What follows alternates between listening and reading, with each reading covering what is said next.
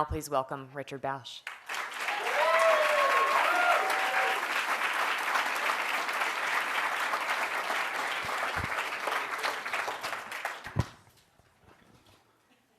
CF Alice McDermott's, Alan Wyer's, and Tim O'Brien's craft lectures. Thank you.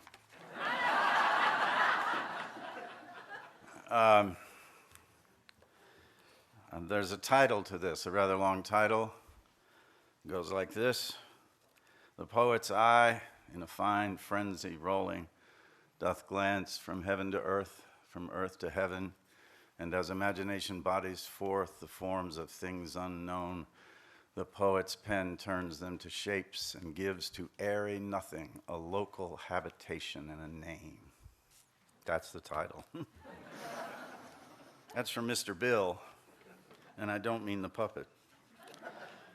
I was 13 or 14 before I understood that this begins with a kind of introductory sort of essayistic kind of material, but I think you'll like it.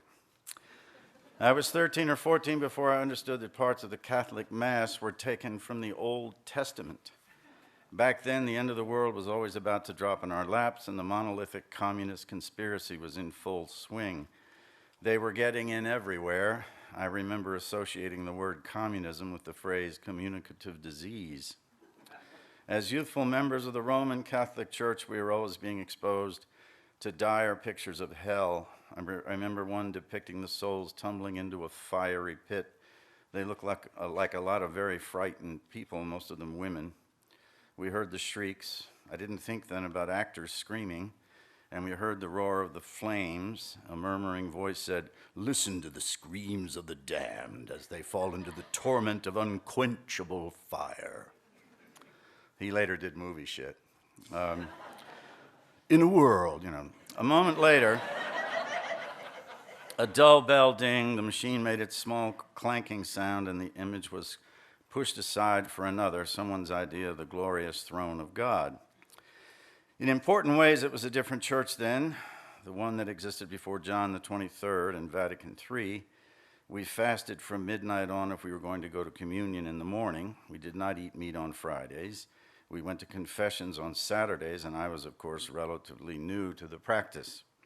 The only Old Testament I knew was the Ten Commandments, which we were forced to recite in the religion classes we attended on weekends, confraternity of Christian doctrine, instruction for Catholic children who were forced by circumstances to attend public schools.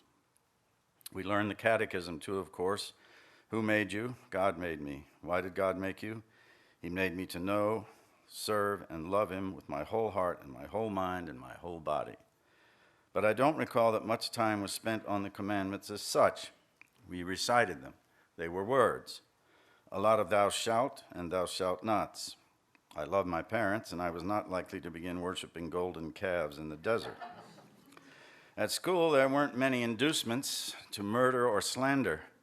It was easy enough not to steal since nobody had anything much to begin with. Mostly, when the priests and nuns talked about sin, they were talking about sins of the flesh. When, at the very tender and raw and innocently obsessive age of 13, I discovered what all young boys discover about their bodies, I was completely unprepared for it. I thought I'd made the discovery of the century.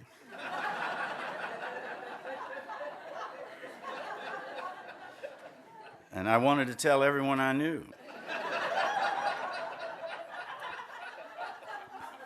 I didn't, though, since what I had discovered was, after all, a privy act, and since the possibility had struck through me that I might, in fact, be the last person to discover a thing everyone else already knew.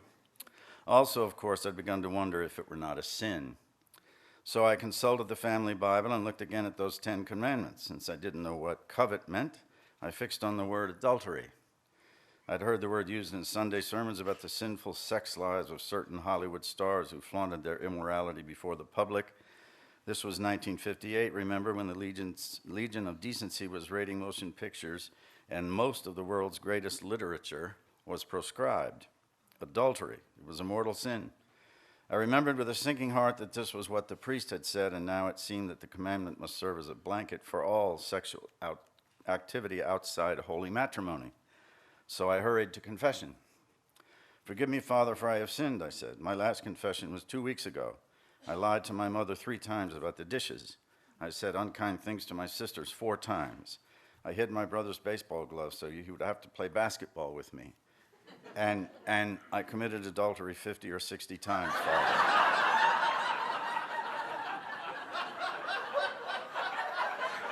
I lost count. The priest, a kindly man named Father McManus, gave forth what I thought was a cough. Ah! Ha! Ah! I waited. And who did you? Was there a partner, a second person? "You mean you can do it with someone else?" I said. A little too loud. I like to think of the people outside waiting to come in. They hear, "You mean you can do it with someone else?" There was another coughing spell, a long one. Finally, he asked how old I was, and I told him. There was no one else involved? "No, Father." "Then that's not adultery." "It's not a sin?" I couldn't keep the joyousness out of my voice. "Oh, yes, it's a very big sin, the sin of self-abuse." "Yes, Father," I said, though I was thinking, "You're not doing it right, Father."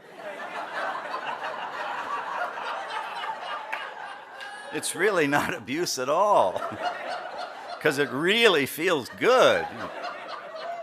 "Are you sure we're talking about the same thing?" He gave me penance, and I went out into the world the Bible had made, or that generations of people had made out of the Bible. When I was 22 and fancied myself a lyric folk poet, I traveled with 4 young women to Montgomery, Alabama. We were a rock and roll band and were booked for a week down there, summer of '67. We drove down in a light gold '62 Caddy with a trailer hitched to the back bumper, and at a gas station somewhere between Mississippi Line and Montgomery, I had a sort of blind fit over something I'll have to take some trouble to explain. Though I had grown up in Virginia, I had not been privy to the kind of systematic discrimination then prevalent in the South. I believe my very good parents, who then would have been called moderate Southerners or integrationist dissenters, depending on who was describing them, had kept me from this, Virginia being Virginia. In any case, we had driven all night, and after sunrise, we stopped at this Standard Oil station, and everyone got out to use the restrooms. We had been talking about the book of Job for hundreds of miles. We pulled into this gas station and piled out of the car, crossing the hot asphalt lot in the early morning sun, and I was the first to see that there were 3 bathrooms. The 3 bathrooms were designated with painted black letters on 2 of them, men, women. Over the 3rd bathroom, there were plastic letters above the door frame, colored. Below the letters was an open, dirty doorway. I stopped. They looked at me, 4 young women, the loved ones, led by Char Vintage, to whom I was then engaged. And you can look her up on YouTube and Wikipedia and several other sites, because that band, the Loved Ones, has gathered a cult following and is listed under garage bands of the 60s. They were way ahead of their time, an all-girl band at a time when that was not considered something marketable. Char Vintage was the driving force of it all, lead guitarist, singer, songwriter, designer, ad manager, arranger. She would later do sessions work with Jimi Hendrix, and then a separate album with Hendrix's bass player, Billy Cox, an album called Nitro Function that made money in Europe. The Loved Ones' only album, Truth Gotta Stand, was released from demos and studio tracks in 1999, a year after Char Vintage's death, and the last song on it is a song I wrote called Please Get Up. It's a terrible song. So, 4 women and me, combination roadie and sometimes singer, a novelty bit where I do Bob Dylan's Like a Rolling Stone, and I could do Dylan's voice, and it drove crowds to a frenzy, too, since Dylan was still in seclusion after his motorcycle accident. Anyway, I had known them for a period of years, had traveled with them, and spent many long hours in cars and restaurants and motel rooms. They ranged in age from 24 to 18. I was 22. They were my friends. We loved each other and were idealistic and hopeful about the future. After all, there were so many like us, surely we would transform the face of the world. I looked at the gas station emblem, Standard Oil, the headquarters of which I knew to be in New Jersey, and I had an image of this company in the north cynically agreeing to build a gas station with 3 restrooms. Something drifted loose inside me. It may have been that I had this friendly audience. I'd like to think not. I wasn't likely to impress them or change anything about their feeling for me, but it probably was.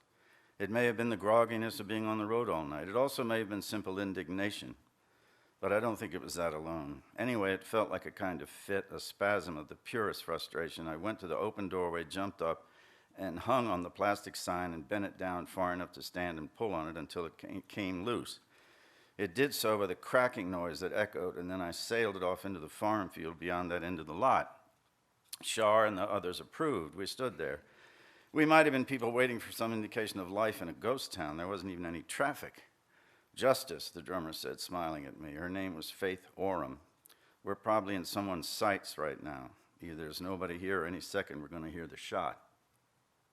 Shar went out into the field and brought the sign back. I'm keeping this, she said, opening the trunk of the car and throwing it in with the harmonicas and the dirty clothes and bags of books. A moment later, the proprietor walked out from the side of the building and asked in a normal tone of voice if he could help us. He was evidently not aware of what had just happened. No, Shar, Vintage said. We wondered why you wouldn't build 4 bathrooms if you really wanted things to be separate but equal. The man was wiry, blond, not much older than we were. He looked at us, then at the license plate on the front of the gold caddy. You all fixing to cause trouble down here, he said. No, Charlotte's sister Christine, the 18-year-old, said, but it isn't equal like you all say, is it?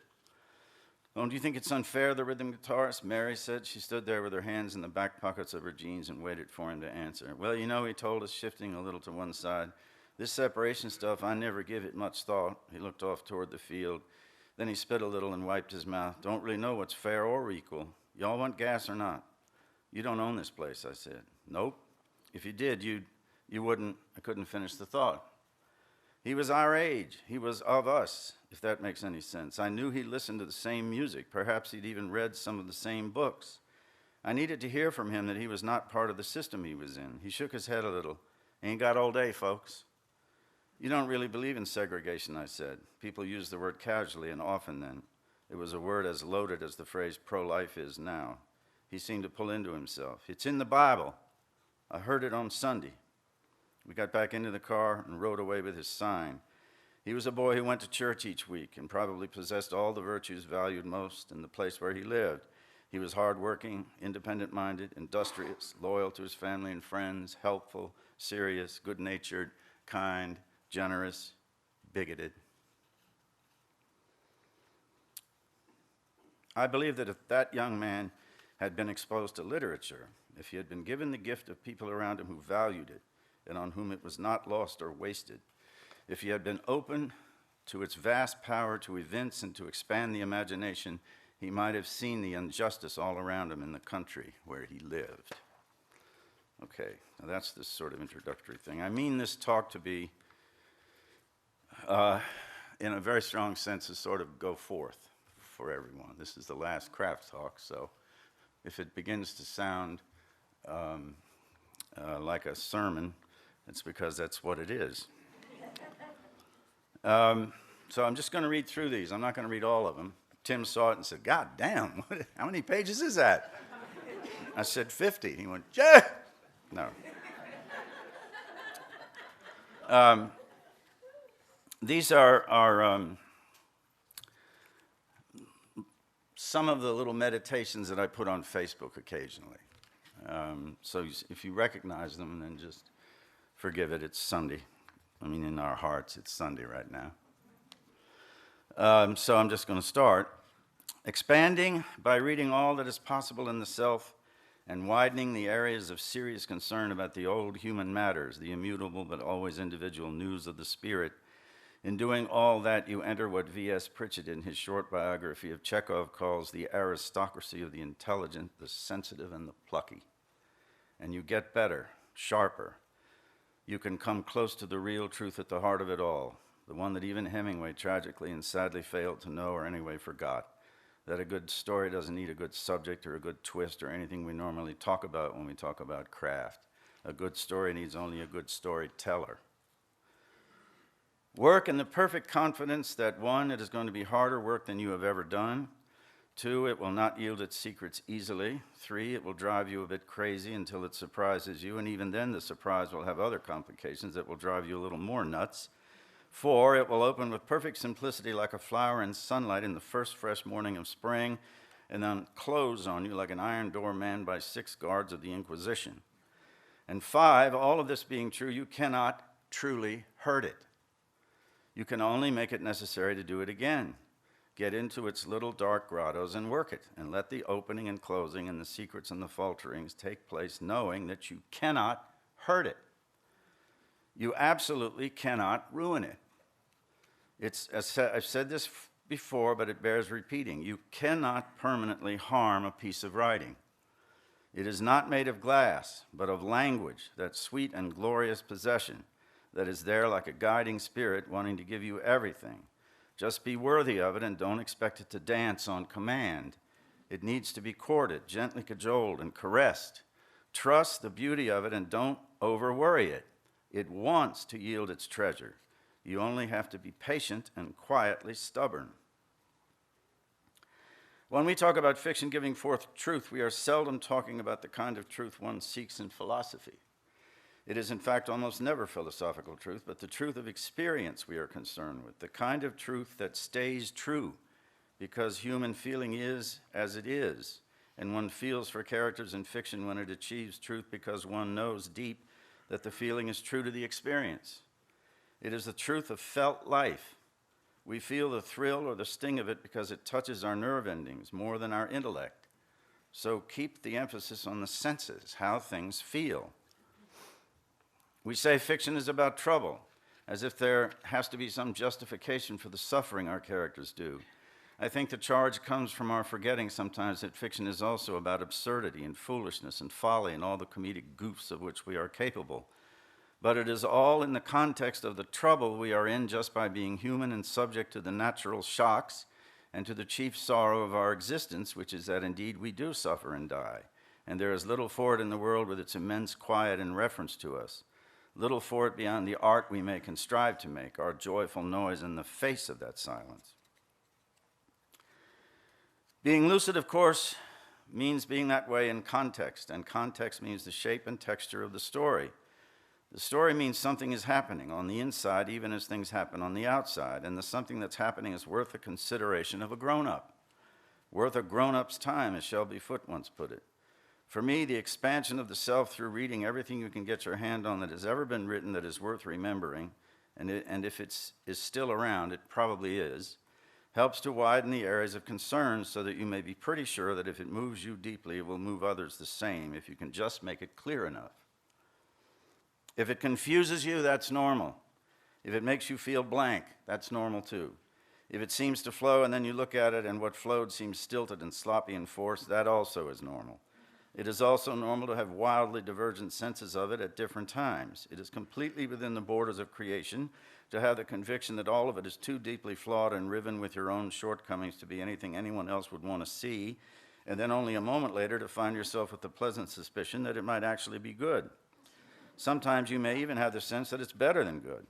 But this very quickly dissolves in doubt because you see all the little places where the language is only its pedestrian self and yields up nothing but things, objects, people talking, except that this is what novels are made of. And finally you get to thinking of the whole thing as a story, and you start over, getting a little smarter about it as you go. And then even when it is done and there isn't any more you can see to do with it, you still go back and forth, believing on some days and doubting on others, and mostly doubting. That's our nature, and it is completely normal. In fact, I believe that your doubt is your talent. People who don't have talent don't have doubts. This is genius. Listen to this. Jack Smith's eyes skyrocketed shut.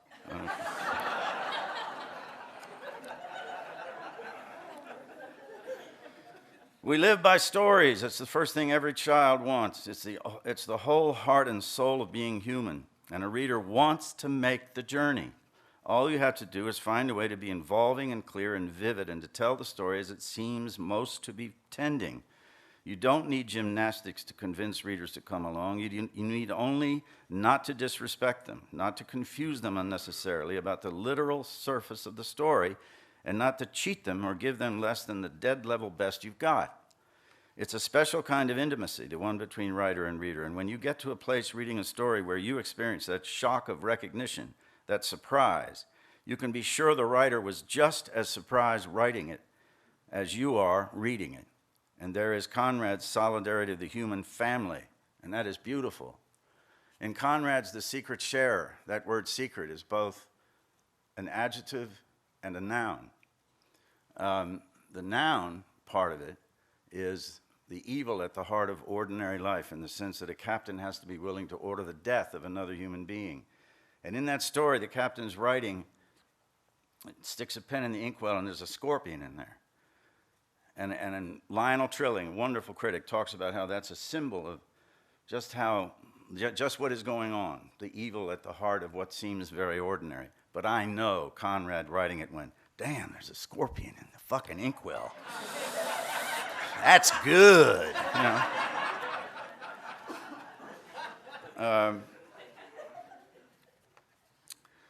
Let's see.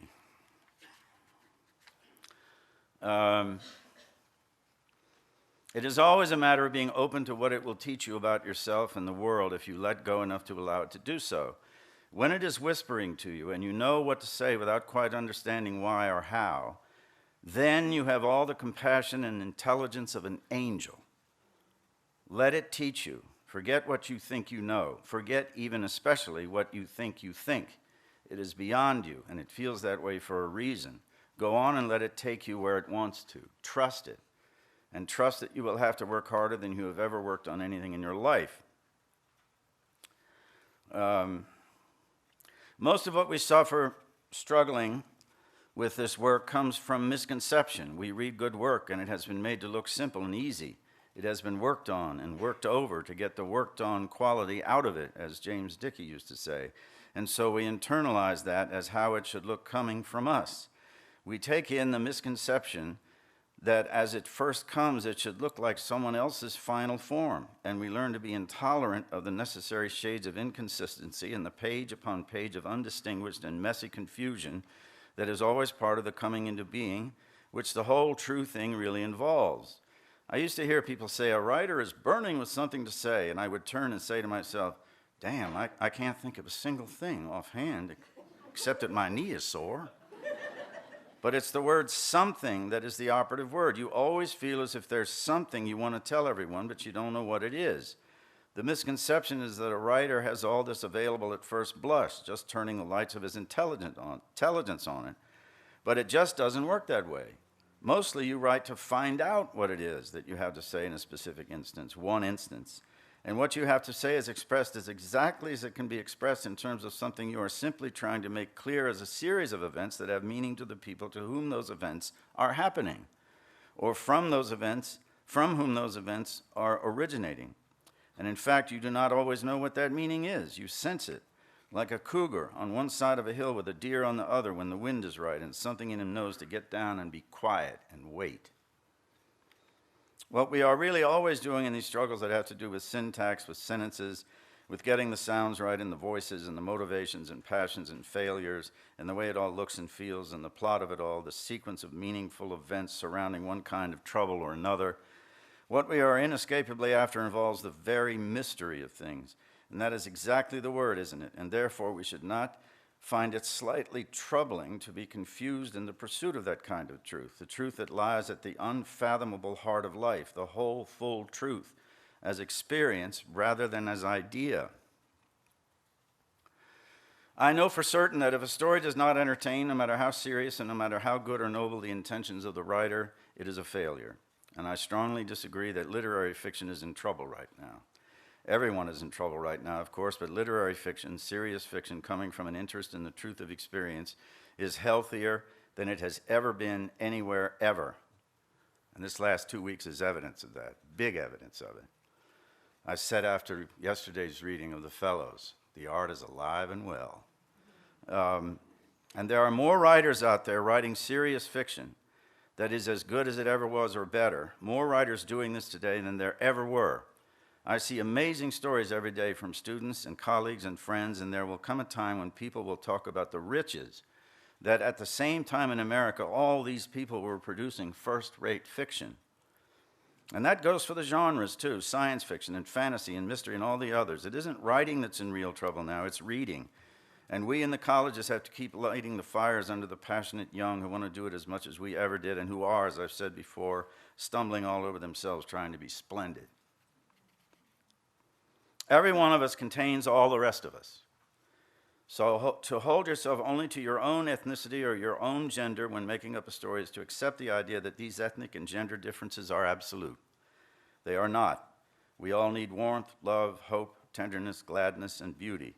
Regarding ethnic differences, culture for most ethnic entities determines the details of lived life and the matters of the heart that are significant, and the essential truth of it all is that there is indeed a common human heart. As Mark Van Doren says when we read about the death of Hector, he says, we know it's coming, and still we feel this impulse, this terrible sense of impending doom. And he says, because mortality still stings. You write about the other by looking for what the particulars of the situation are and imagining yourself into his, her body in context. And the context, the particular cultural surround, and I use the word that way advisedly, is learnable. You struggle to know not what a person of this ethnic background would or do or say, but what this person of that ethnic background does or says according to his, her character, and in response to the specific form of trouble stemming from the surround, whatever it is. With every story, long or short, there is an implied silence that is broken, the same silence that obtains when the conductor walks out and the audience quietens and he steps up and taps the little stand where all the music is waiting, and then he raises his arms and voila, Beethoven's Ninth Symphony comes into the world again. It is the same in its way with fiction. And if you ask yourself during revision, why has the silence been broken here, you can reach into the very center of the story, its heart, and the work outward from there. And then remember that the broken silence is your voice going out into the world, and it will still be sounding in these words and phrases when you are long gone. Whether anyone comes to it or not, it will be there. And so in that one lovely way, you are never effaced. You have made the joyful noise. You are not putting life on the page. You are making fiction, which has more to do with itself than it will ever really have to do with life. You are working with the illusion of life, the same as a painter is working with the illusion of light, and that life he portrays. Life is messy and often terrifyingly random and nuanced beyond our powers of perception. You are creating life shaped, ordered, governed by the demands of the story. So you learn your way through it and cut anything that doesn't contribute to the story into the concerns of the story. In doing so, if you are faithful enough and lucky enough, you suggest the fullness of the very life we lead. You learn what's good by reading what's good, and you know something's good if it has come down the generations, and you are never going to learn it from a how-to book. To write seriously with all of your being is to grow in mental health. People talk about the famous suicides as if their writing led them to it. Example, John Berryman, who, when he was 11 years old, witnessed just under his bedroom window his father's suicide with a pistol. I believe that he hadn't had the poetry and the literature and Shakespeare, he never would have gotten into his 20s. The writing kept him alive all those years until the ravages of alcohol led him to his last desperate act. And about the alcoholism, he said, it is, after all, very simple. You just never drink again all each damned day. His last poem begins, I didn't, and the last line of it is terrifying. Kitty cat, they can't fire me. And who said about his drinking what I just told you? But the alcohol helped him relax, while it also destroyed him. The poetry kept him going. A joke is a little story, usually, involving extremely economic use of language. And here's a joke. These band members are coming from having played a wedding, and they go past the lounge in this hotel, and there's a great, big, hulking guy there in a motorcycle jacket. Lisa's got all this doubt in her face. She's going, believe me, there's no bad words in it. Big, hulking guy with a little pad and a pencil. He's got a list of names, and he says to the first band member, what's your name? He's like 6'9". And he says, Bill Evans. Evans, see this list? I took names in there because I can whip all of them, and I can whip you. What's your name? Evans. Evans. I'm writing it down because I can whip you. Okay. The rhythm guitarist comes up. What's your name? I heard you. My name is Thompson with an H, T-H, or T-H. See that list? I can whip them all and I can whip you. I got you. And the little bass player comes by. He's about this tall, from Tennessee. He's had a couple of beers. And he says, what's your name? He goes, Bobby Johnson. Johnson, J-O-H? All right. He said, I can whip you and I can whip everybody in there. I'm taking names. Says, yeah, I know. And he started to walk away, and that beer in Tennessee rolled up his neck, and he turned around and he said, you know what? And he's looking up at him. I don't think you can whip me. You don't think I can whip you? No, I don't think you can whip me. Well, let me get your name off this list then.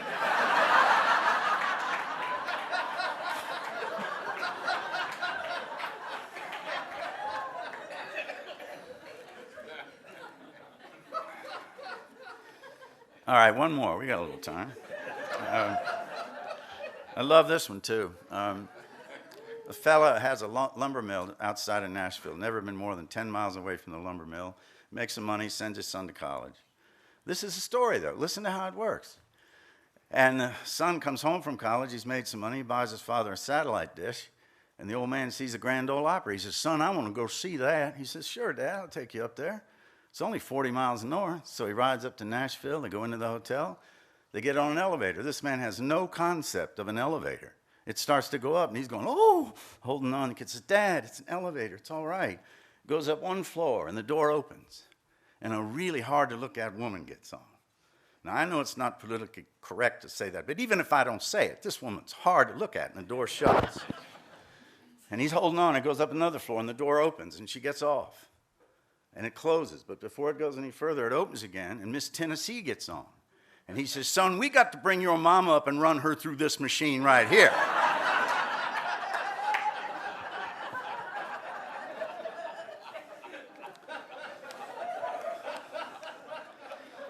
So a joke is a little story, usually involving the extremely economic use of language and clever use of language, and I didn't write any. I'm a retailer. I don't write them. Sometimes the economy is provided by shared prejudices or societal in-jokes that are most often unfunny, and even more often are both destructive and collusive. It is these that, to my mind, are obscene and not worth telling or hearing, no matter what language is in them. But the good ones, always involve human folly, especially of the kind involving vanity or embarrassment, and of course all forms of scatology and sexuality, all those ways we fail in our own pretensions to overweening dignity. When they are clever and well told with just the right details, they are indestructible, and there's some that I have been telling for more than 50 years, always with exactly the same happy-making result, laughter all around. Working, we are each fellow-rounded, friend-wound, companion-wrapped, by all the ones who wrestle with the word and song, and by all the ones who ever did. So do the work for itself apart from petty worries. Make it patiently in its time out of everything you've seen and heard and dreamed, and know that the silent admonishing others whose work we have for treasure move through the striving and fitful feelings, slow-making too, and that they contended with the same doubts and fears and feelings of inadequacy to the task, and that therefore they are with you now and all along. A writer I know of asked his wife to lock him in his room because he was struggling to get something written and it wouldn't come. He wrote in a letter, I am distinctly conscious of the contents of my own head, and I can't get one word out, not even to write a letter. In the same letter, though, he reported that he was suffering again from this beastly nervous trouble. He beat on the door and said to his wife, I'm a fraud. I never could do this. Let me out. He meant it, of course. And this was someone named Joseph Conrad, and the story he was working on was his 12th novel, The Secret Agent. Let go of thinking away from the work or ruminating about it. Put words down, even if it means writing nonsense or writing to a friend to complain. Write badly for a while on purpose. Parody somebody you're reading. See how clearly you can make something in the physical world around you appear in words. Do dialogues back and forth, arguments. Describe a mountain, a terrain, the slant of a face. Report the social history of a town. Loosen up, scribble. Mess around with it for the fun and be patient. The thing you're trying to do is terribly difficult, so let go of any notion that somehow you'll figure out how to do it as if there's some template you're trying to uncover so it will be easier. It never gets easier. It only gets harder. So you have to try to get tougher and more patient and stubborn. It gets harder because you know more. When you were 23, you put a sentence down. Maybe two other possibilities occur. When you're 60 and 70, you put one sentence down and you have 300 possibilities because you know more. Too many times you think about this work as something you have to haul up out of yourself. You're writing then more about your experience than you are writing with it. Forget hauling anything up out of the self. Think of it as a path. You're just going to go for a morning stroll through experience as the outside weather of the world. You make the path by walking it, and you can walk anywhere, right? Let it lead you. Put down what comes to you to say, even if it sounds wrong to you or off the subject. And when at last you reach somewhere, it will probably have elements of surprise in it. That's good. No surprises for the writer, Frost tells us, no surprises for the reader. Now you go back knowing finally where it was always leading, and you strive then to be terribly, terribly smart about the whole thing. Now, instead of using the dream side of your being, you're using the side that figures how to get a door open when your hands are full. So you use all of yourself before it's over, the daydreamer and the one with the ingenuity. It's so hard, not because you're not up to it. It's so hard because it's so important to do it right, to get it down right, and it's hard for everybody. Those paintings in that cave at Lascaux, they're art. They are great art, world-class art.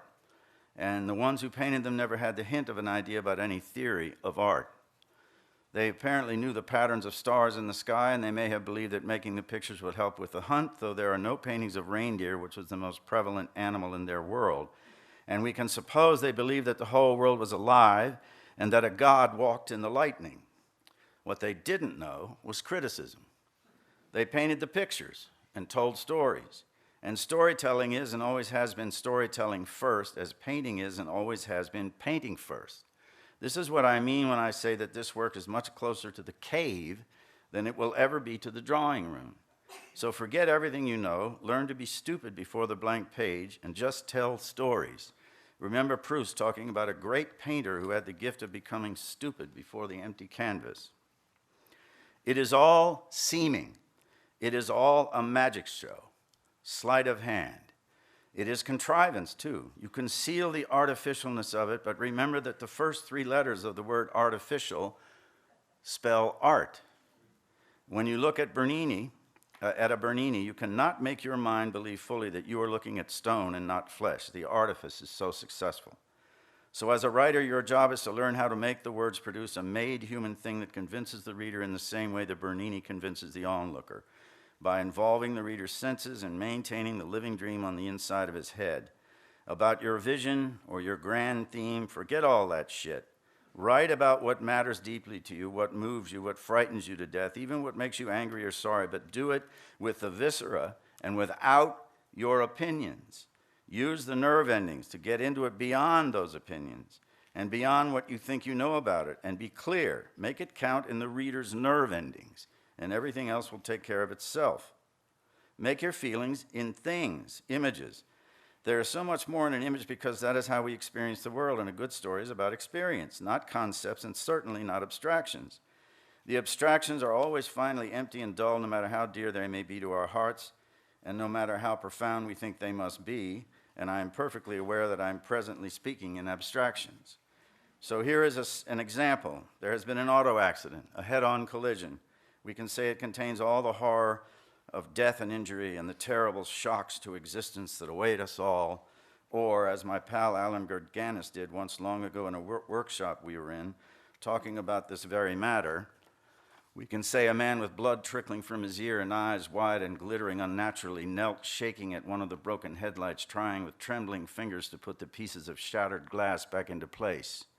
That opens the richest vein of horror, and it is experience, and we witness it and feel it.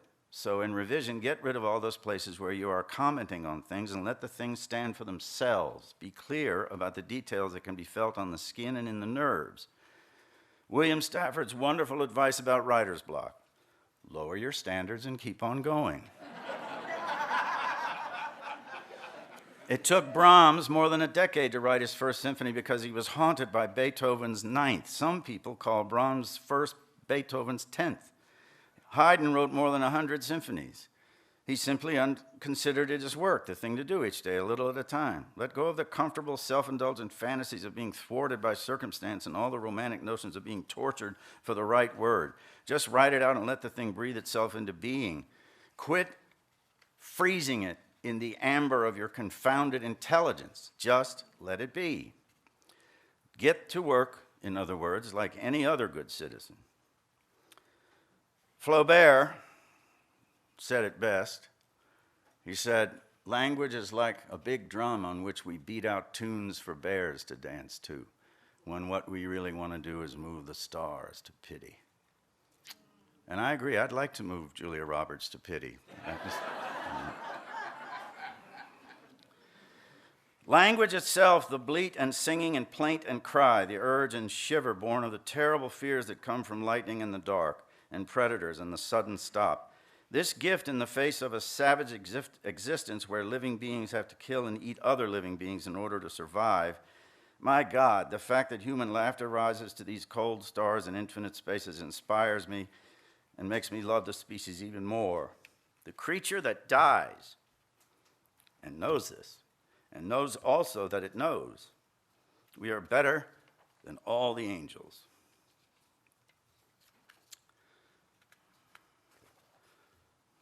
Writing a novel is at least as hard as learning how to play concert piano, Norman Mailer said. And yet some part of us is fooled into thinking it ought to be easier than it is because the medium we're using is this language we have been speaking since childhood. If you want to write gracefully and with clarity about things that matter and to make it seem as effortless as common speech, you're going to have to work as hard as you have ever worked, as I've said before now a couple of times, on anything in your life, and that's why it takes years. If you're struggling, it's because your talent is acting on it, seeing into its fault lines, and you have to learn to trust the difficulty. Don't think about the far outcome. Try not to worry about it. Just this day's work, this scene, this bit of characters, this action, depiction of land or sky. Just this day's work. You ask yourself, did I work today? If the answer is yes, no other questions. Try not to think about it at all. I play video games. After I've worked, I'm playing, MLB The Show. I play the Yankees. And just like in real life, they win the World Series every damn year. The season of mists and mellow fruitfulness might be what we should call that period of time when we are working daily without much feeling of progress, when we are thrown back on ourselves with all our faults, failures, and frights, with nothing really to sustain us but our will to do it and the gift itself, even in doubtfulness. Maybe that's a healthy stage. Maybe that's the very essence of the gift, a talent for repeating things and revising things and going over and over it without the slightest hint of boredom in the task. Get to work. Enjoy the season. Finally, ever notice this? For all our smarts and our so adult attitudes and opinions and our wide knowledge and even our cynicism about so many things, for all that, when it comes to the practice of this very difficult but blessed occupation, way down deep at some atavistic level we cannot change or affect. We are still like little children before it, before the enormity of it. Listen to any of us talking about it. You don't even have to listen closely. It's always a child talking about something big and mysterious and a little scary, either talking bravado or talking timid or talking about some kind of friendly development, but always exactly as a child talks about the big world. The big, incomprehensible, but magical and charged with meanings we don't understand world. And what is the line from King James? Unless ye be like little children, we shall not enter. It is not ever finally what you know that lets you in. It's what you want to see that you haven't seen yet, what you hope to know that you don't understand yet. Fellow children, thank you.